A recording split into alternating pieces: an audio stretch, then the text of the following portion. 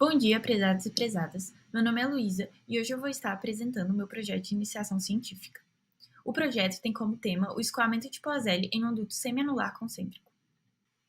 Aqui nós temos um sumário com uma breve agenda da apresentação de hoje. A obtenção de soluções analíticas é de extrema importância, pois permite que os fenômenos descritos pelas equações sejam estudados de forma mais aprofundada. Aqui eu trouxe dois exemplos de geometrias similares à que eu estou estudando na vida real. A gente tem aí uma tubulação obstruída e um fluxo sanguíneo reduzido. O objetivo desse trabalho é apresentar as equações governantes e as condições de contorno para um duto semianular de configuração concêntrica, adimensionalizar as equações governantes do problema, obter a solução analítica utilizando o método de separação de variáveis e apresentar as expressões analíticas para a vazão e o número de Poiseuille. A geometria do problema está representada na figura a seguir, onde eu tenho uma semicircunferência menor de raio A e uma semicircunferência maior de raio B. As hipóteses do problema são escoamento laminar bidimensional e unidirecional, um regime permanente isotérmico, um fluido newtoniano incompressível, tubos semicilíndricos infinitamente longos e um escoamento induzido por um gradiente de pressão. Utilizando as hipóteses apresentadas no slide anterior, nós podemos definir as equações governantes do problema, como a equação da continuidade e a equação de Navier-Stokes. A seguir, está apresentadas as condições de contorno do problema, que é a condição de não deslizamento, ou seja, nas paredes do duto a velocidade é zero. Além disso, eu tenho a fórmula da vazão apresentada. A partir das equações e das condições apresentadas anteriormente, eu realizei a adimensionalização de todas as equações. Então aqui eu tenho a equação governante adimensionalizada, a condição de contorno e a vazão. Em seguida, é necessário realizar a transformação do sistema de coordenada cartesiano em um sistema de coordenadas polares. Observando a figura de curvas de r e θ constantes, torna-se evidente que esse é o sistema de coordenadas apropriado para o problema a ser resolvido. Além disso, esse sistema é um sistema de coordenadas ortogonal. Isso quer dizer que eu posso aplicar o método de separação de variáveis. Aqui eu já tenho apresentado a equação governante, a condição de contorno e a vazão em coordenadas polares.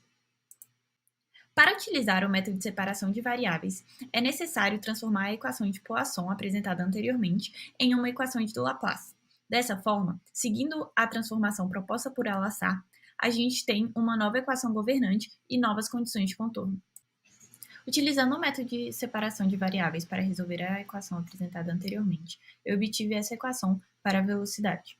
Quando lambda é igual a zero, ou seja, quando eu tenho apenas um semicilindro, eu obtive esse resultado, que está de acordo com aquele apresentado por Alassar. Integrando a equação apresentada anteriormente para a velocidade, foi possível obter o valor da vazão. Também fez o resultado de quando lambda é igual a zero e quando lambda tende a 1. Ambos os resultados estão de acordo com aqueles apresentados na literatura. Como resultado, a gente tem esse gráfico da área em função da razão de aspecto.